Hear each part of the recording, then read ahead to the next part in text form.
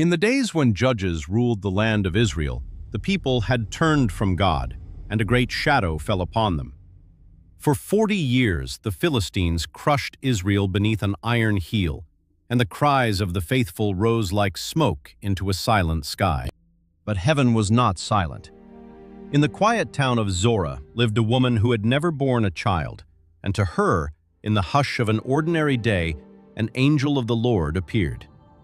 "You shall conceive a son," he said, "and no razor shall ever touch his head, for he will be a Nazirite, set apart to God from the womb." And so it came to pass. A boy was born, and they called him Samson. As he grew, the Spirit of the Lord stirred within him, and the strength of 10 men flowed through his arms.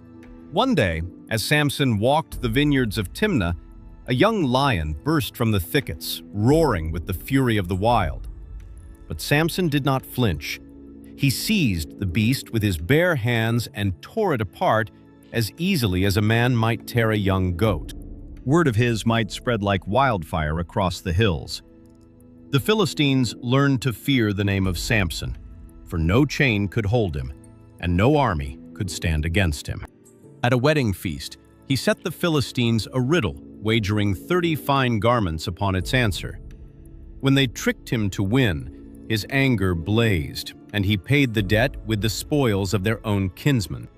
When the Philistines burned what he loved, Samson's vengeance was terrible. He caught 300 foxes, tied torches to their tails, and loosed them into the golden fields, until every harvest of Philistia smoldered to ash. They came against him then, 1,000 strong, armored and armed for war. But Samson took up the jawbone of a donkey, and with that humble weapon he struck down 1,000 men, and the dust of the battlefield drank deep that day. Yet the strongest of men may have the weakest of hearts. In the valley of Sorek, Samson lost his to a woman named Delilah, beautiful as the dawn and cunning as the serpent. The Philistine lords came to her in secret, their hands heavy with silver. "Discover the source of his strength," they whispered, "and we will make you rich beyond dreaming." Night after night, Delilah pressed him with sweet words and weeping.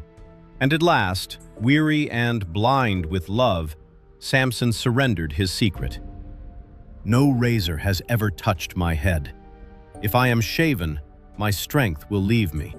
That night, as he slept upon her knees, the blade came down. Lock by lock, his hair fell to the floor, and with it, the Spirit of the Lord departed from him. The Philistines seized him, gouged out his eyes, and bound him in bronze chains. They threw him into the grinding house of Gaza, a blind giant turning the mill like an ox. But in the darkness, unseen by his captors, his hair began slowly to grow again. On a day of celebration, the Philistines gathered in the temple of their god Dagon, 3,000 strong upon the roof and within the halls. They called for Samson that they might mock him, and stood him between the great pillars.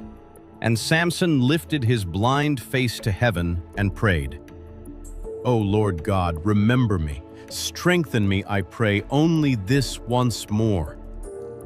He set his hands upon the pillars, one to the right, one to the left, and whispered, "Let me die with the Philistines." Then he pushed with all his might.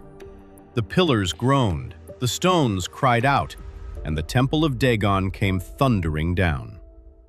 So in his death, Samson slew more of the enemies of God than he had in all his life, a final act of faith, and a redemption written in stone.